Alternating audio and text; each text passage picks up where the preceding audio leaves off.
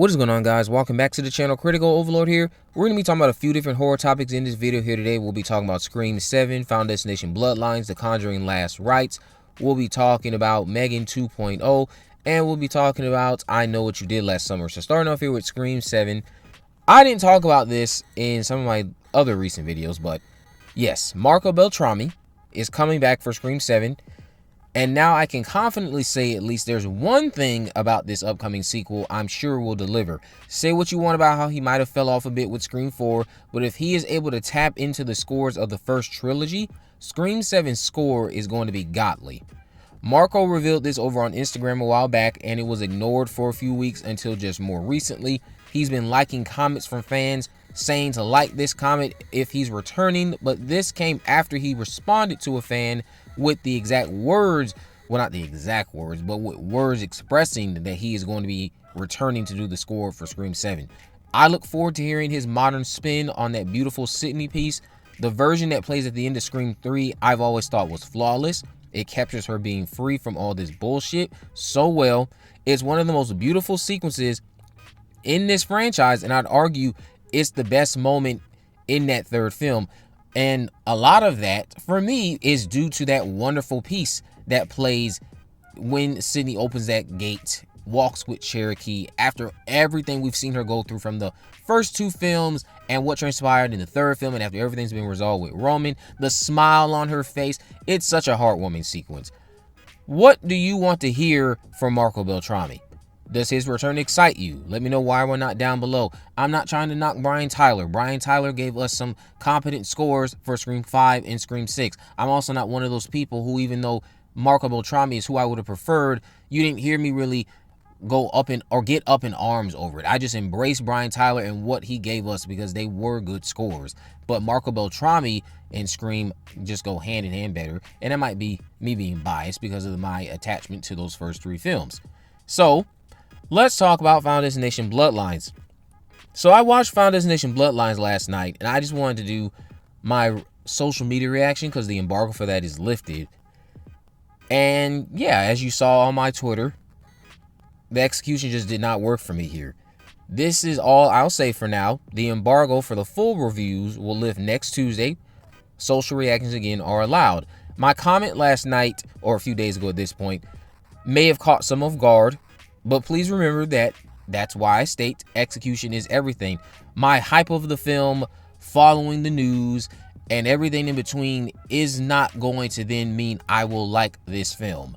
I did the same thing with so many other films, and I ended up liking them. You guys don't need me to like something. Go out and enjoy it yourself. Watch me because you like hearing my thoughts and you find them to be entertaining, or you just enjoy hearing another person's perspective, and you're not one of those individuals who has a hissy fit because people don't agree with you. That is why you should watch me. You don't need to watch me for me to validate you. Enjoy this film if you must, but I did not. And I'm going to go into why when the review embargo lifts. I know a handful of you will be lucky enough to see this film on Monday, and I hope you enjoy it and find peace in Tony Todd's final words as William Bludworth, because that moment with him hit me harder than anything else on screen. I'll get into all the ins and outs of what didn't work for me next Tuesday. We did get a new clip of Bludworth recently where he confirms a very big spoiler that I've been teasing, and if you don't want to know, you have 2 seconds to leave. Okay, so Bludworth makes it clear that at least one person is alive or going to be revealed alive when discussing death with Stephanie and her family during this film. This was a clip released by IGN. Now, the theories online are way off, and some just want to have fun, so I won't rob you of that. But everyone knows who he is talking about based off the logical approaches or the logical outcomes that we've seen in these latest films that we've gotten before. So everyone knows who it is. I'm not going to say that I look forward to this transpiring in any future sequels if they go down that path, just because of what happened with Bloodlines. But yeah, let's talk about The Conjuring Last Rites. Entertainment Weekly revealed several new images from The Conjuring Last Rites and confirmed a big, specific rumored plot detail that I shared in February. I'll go over this recap from Bloody Disgusting since we got confirmation on what the case is as well. The outlet reveals that The Conjuring Last Rites is set in 1986, 5 years after the events of The Conjuring, The Devil Made Me Do It.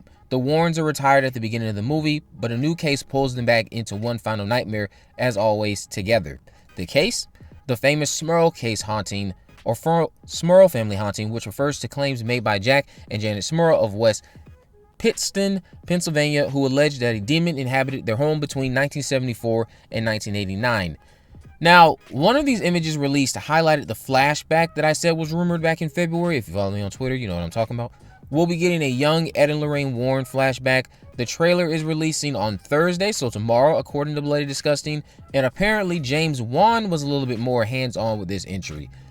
That gets me pretty excited to see what they deliver on screen. James Wan, many people, again, would agree, those first two films are the best.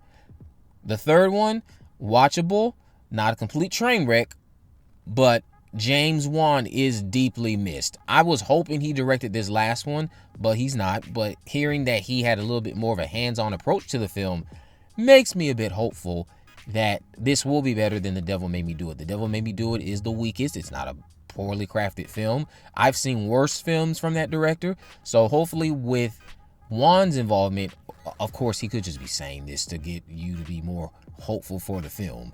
That could literally be it. Just marketing tactics. Hopefully, though, this is, in fact, a solid farewell to the Warrens. I've enjoyed this stint that we've gotten with them over the last decade at this point, and I look forward to seeing what this last film has to offer us.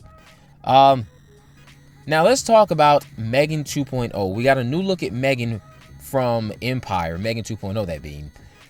This is definitely going to be embracing the action genre and leaving horror behind. Ivana Sakno described the film with these words, saying it's the ultimate Mean Girls showdown, while remaining a very campy, cunty movie with a capital C.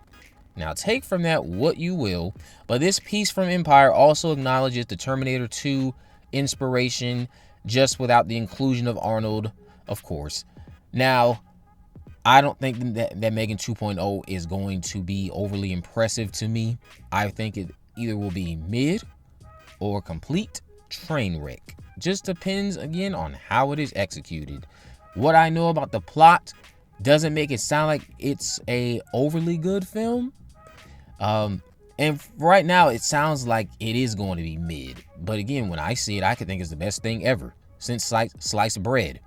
So it all comes down to how that story is executed and everything in between. Now, the last thing we're going to talk about here is going to be I Know What You Did Last Summer. Jennifer Caden Robinson has confirmed another trailer for I Know What You Did Last Summer is on the way. She's also teased several chase scenes in the upcoming film, but I believe she was mostly referring to a lot of chase scenes in terms of Chase Wonders, which was very funny, who is going to be leading this story as Ava. Now, she did most of this over on Twitter. She answered some questions from you guys. But yes, if you watched my previous video, this movie is going to deliver on those chase scenes. One of which I'm thinking of involving a fan favorite from the cast that I'm sure people will love. If nothing changes, this film has a lot of surprises, and I'm not talking about the reveal. There's bigger surprises than that. I'm curious if one of them gets revealed in this upcoming trailer, or if they are going to be saved until the film drops in July. Again, I will stress, this new film seems to be flipping legacy sequel formulas on its head.